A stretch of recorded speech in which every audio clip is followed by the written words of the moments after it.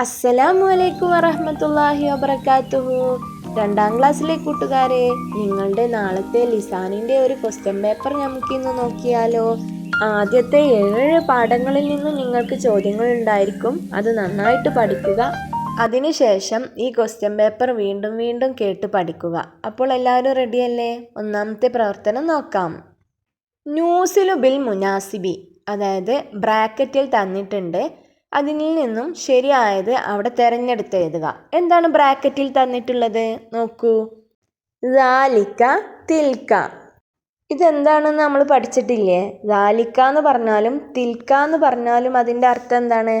അത് എന്നാണ് അല്ലേ? ഇനി ഇതെവിടെയൊക്കെയാണ് വെക്കുക? ഒരു വാക്കിൻ്റെ അവസാനത്തിൽ തുൻ തുൻ എന്നുണ്ടെങ്കിൽ അവിടെ എന്ത് വെക്കണം? തിൽക്ക വെക്കണം. ഇനി തുൻ എന്നില്ലെങ്കിൽ എന്താണ്? അതൊരു ആൺപദമായിരിക്കും, ആണുങ്ങളാണ്. അപ്പോൾ എന്ത് വെക്കണം? അവിടെ ദാലിക എന്ന് വെക്കണം.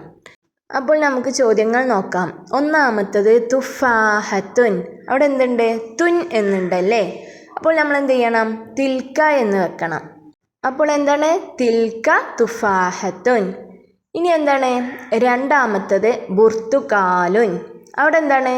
തുൻ എന്നില്ലല്ലോ. അപ്പോൾ നമ്മൾ എന്ത് വെക്കണം? ദാലിക. അപ്പോൾ എന്താണ്? ദാലിക ബുർത്തുക്കാലുൻ. അപ്പോൾ അവിടെ എന്ത് ചെയ്താൽ മതി? ദാലിക എന്ന് എഴുതി കൊടുത്താൽ മതി. ഇനി മൂന്നാമത്തത് ബിത്തീഹത്തുൻ. അവിടെ എന്താണ്? തുൻ എന്നുണ്ടല്ലേ? അപ്പോൾ തുൻ എന്ന് വന്നാൽ എന്ത് വെക്കണം? തിൽക്ക. തിൽക്ക ബിത്തീഹത്തുൻ. ഇനി നാലാമത്തത് ബാമിയ. അവിടെ തുൻ എന്നുണ്ടോ? ഇല്ലല്ലോ.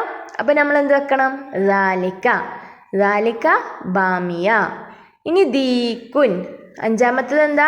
ദീക്കുൻ. ദീക്കുൻ എന്തുണ്ടോ? തുൻ എന്നില്ല അല്ലേ? അപ്പോൾ നമ്മൾ എന്താ വെക്കേണ്ടത്? ദാലിക. ദാലിക ദീക്കുൻ. എല്ലാവർക്കും മനസ്സിലായില്ലേ? അപ്പോൾ ഇനി രണ്ടാമത്തെ പ്രവർത്തനം നോക്കാം.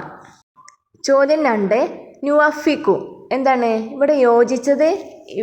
ഇടതുവശത്ത് നിന്നും ഈ ബോക്സിലേക്ക് എടുത്ത് എഴുതണം. ഒന്നാമത്തെ ചോദ്യം എന്താ? ഫിൽ ജൈബി. കീശയിൽ എന്താ ഉള്ളത്? ഇവിടെ ഇടതുവശത്ത് എന്തൊക്കെ തന്നിട്ടുള്ളതെന്ന് നോക്കാം. അതിൻ്റെ അർത്ഥം നോക്കുമ്പോൾ നമുക്ക് ഇവിടെ തന്നിട്ടുള്ള ചോദ്യങ്ങളുടെ ഉത്തരം കിട്ടും. ഒന്നാമത്തെ എന്താണ്? ബബ് ഓൻ എന്ന് പറഞ്ഞാൽ എന്താ? നമ്മൾ പഠിച്ചിട്ടുണ്ട്. തത്ത.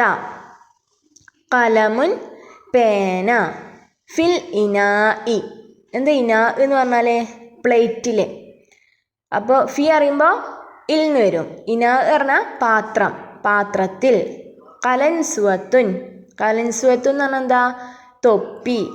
ഇനി അല ദറാജത്തി. എന്താ അങ്ങനെ പറഞ്ഞാൽ? സൈക്കിള്. ദറാജത്ത് പറഞ്ഞാൽ സൈക്കിള്. അല ദറാജത്തി പറഞ്ഞാൽ സൈക്കിളിന്മേൽ. ഇനി നമുക്ക് ഓരോന്നായിട്ട് നോക്കിയാലോ.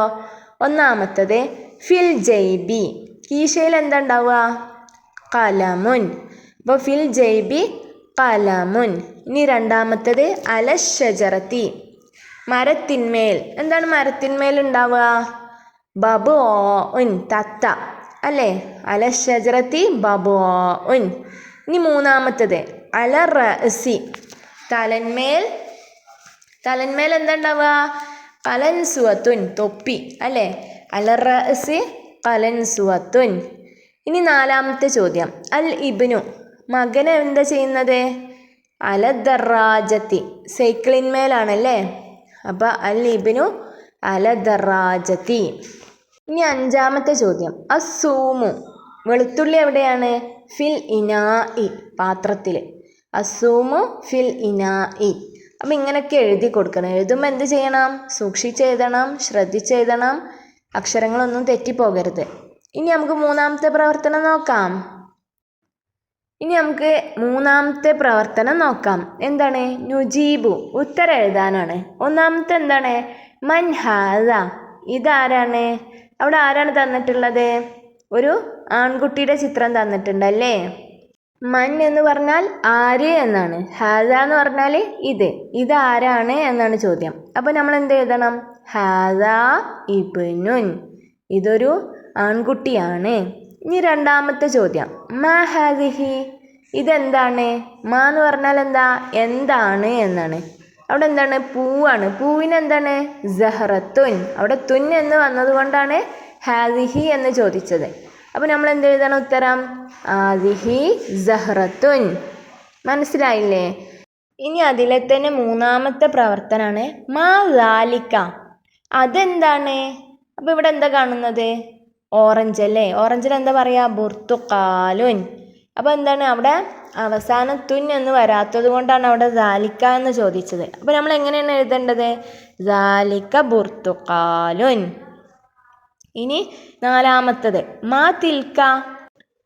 അങ്ങനെ പറഞ്ഞാൽ എന്താ? അതിനർത്ഥവും അത് തന്നെയാണ്, അതെന്താണ്. അപ്പോൾ ഇവിടെ എന്താ? സൈക്കിളിന് ദറാജത്തുൻ എന്നാണ് പറയുക. തുൻ എന്നുള്ളത് കൊണ്ട് തിൽക്ക എന്നാണ് ചോദിച്ചത്. അപ്പോൾ ഉത്തരം എന്ത് എഴുതണം? തിൽക്ക ദറാജത്തുൻ. മനസ്സിലായല്ലോ? ഇവിടെ ദാലിക്ക തിൽക്ക എന്നൊക്കെ വരുമ്പോൾ അത് വെച്ചിട്ട് തന്നെ ഉത്തരം എഴുതണം. ദാലിക്ക ബുർത്തുക്കാലുൻ തിൽക്ക ദറാജത്തുൻ. ഇനി നമുക്ക് നാലാമത്തെ പ്രവർത്തനം നോക്കാം. ചോദ്യം 4, നുതർജിമു. എന്താണ്? മലയാളത്തിൽ അർത്ഥം എഴുതാനാണ്. ഒന്നാമത്തെ ചോദ്യം എന്താണ്? ഹാദിഹി ഹിറത്തുൻ. ഹാദിഹി എന്ന് പറഞ്ഞാൽ എന്താ? ഇത്. ഹിറത്തുൻ പൂച്ച. അപ്പോൾ എങ്ങനെ ഉത്തരം എഴുതുക? ഹാദിഹി ഹിറത്തുൻ എന്ന് പറഞ്ഞാൽ ഇത് പൂച്ചയാണ്. ഇനി രണ്ടാമത്തെ ചോദ്യം അലത്തോവിലത്തി ബിത്തീഹത്തുൻ. അലത്തോവിലത്തി പറഞ്ഞാൽ എന്താ? മേശമേൽ. ബിത്തീഹത്തുൻ തണ്ണിമത്തൻ, വാട്ടർമെലൺ. മേശമേൽ തണ്ണിമത്തനുണ്ട്. ഇനി മൂന്നാമത്തത് അൽ ഹമാമത്തു പ്രാവ്. അലൽ ജിദാരി ചുമരിന്മേൽ. അപ്പോൾ എങ്ങനെ ഉത്തരം എഴുതുക? ആദ്യം ഹമാമത്തു എന്ന് തന്നിട്ടുണ്ട് അല്ലേ? അപ്പോൾ പ്രാവ് ചുമരിന്മേലാണ്. അപ്പോൾ ഉത്തരം എഴുതുമ്പോൾ ശ്രദ്ധിക്കുക, മലയാളത്തിൽ എഴുതരുത്, അറബി മലയാളത്തിലാണ് എഴുതേണ്ടത്. ഇനി നമുക്ക് അഞ്ചാമത്തെ പ്രവർത്തനം നോക്കാം. ചോദ്യം 5, നക്തുബുൽ ഇസ്മ ബിൽ ലുഅത്തിൽ അറബിയ. അറബിയിലുള്ള ഇവയുടെ പേരുകൾ എഴുതാനാണ് പറയുന്നത്. ഒന്നാമത്തെ ചിത്രം എന്താണ്?